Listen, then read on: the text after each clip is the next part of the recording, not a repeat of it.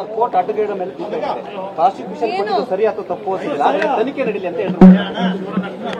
ನೋಡಿಯಪ್ಪ, ನಾನು ಈಗ ಹೊರಗಡೆ ಬರ್ತಾ ಇದ್ದೀನಿ. ಕಾರ್ಯಕ್ರಮದಲ್ಲಿ ನಾನು ಮುಖ್ಯಮಂತ್ರಿ ಇದ್ದು, ಮುಖ್ಯಮಂತ್ರಿಗಳು ಇದು ಕಂಪ್ಲೀಟ್ ಮಾಡಿ ಹೋಗಬೇಕು ಅಂತ ಆದೇಶ ಕೊಟ್ಟರು. ಆ ಪ್ರಕಾರ ನಾನು ಇಲ್ಲಿ ಕೊನೆಯವರೆಗೂ ಕೂತಿದ್ದೇನೆ. ಈಗ ನೀವು ತಿಳಿಸ್ತಾ ಇದ್ದೀರಿ,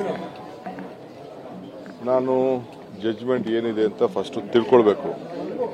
ನೀವು ಒಬ್ಬೊಬ್ಬರು ಒಂದೊಂದು ಥರ ಹೇಳೋದನ್ನ ನಾನು ಕೇಳಕ್ಕೆ ತಯಾರಿಲ್ಲ, ಯಾಕೆಂದ್ರೆ ನನಗೂ ಜವಾಬ್ದಾರಿ ಇದೆ.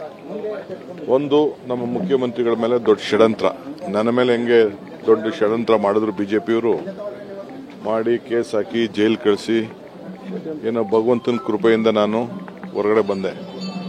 ಕೇಸು ಕೂಡ ಅದು ಜೈಲಿಗೆ ಹೋಗಿದ್ದ ಕೇಸು ಕೂಡ ವಜಾ ಆಯಿತು.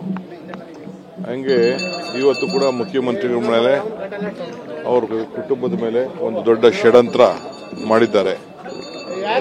ಅವರು ಕ್ಲೀನಾಗೆ ಬರ್ತಾರೆ.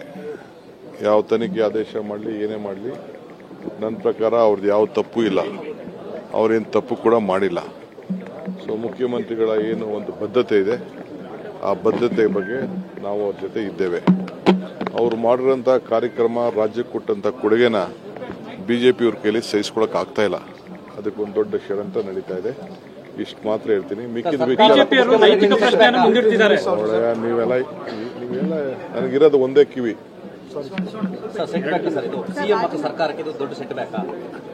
ನಾನು ಫಸ್ಟ್ ನೋಡಿ ಹೇಳ್ತೀನಿ, ಸೆಟ್ ಬ್ಯಾಕ್ ಏನ್ ಸೆಟ್ ಬ್ಯಾಕ್ ಇದೆ, ತನಿಖೆ ಏನ್ ನಡೀತದೋ ನಡಿಬೇಕು ಅಂತ ಆದೇಶ ಕೊಟ್ಟಿದ್ದಾರೆ ಅಂತ ನೀವು ಹೇಳ್ತಾ ಇದ್ದೀರಿ.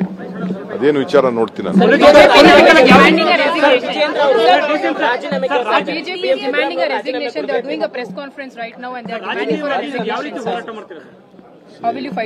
See, there is no question.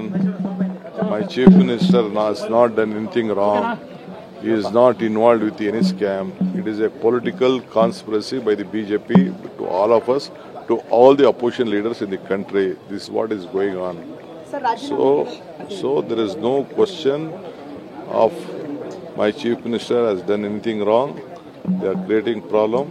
We stand by him. We support him. He is doing a good work for the country, for the party, and for the state.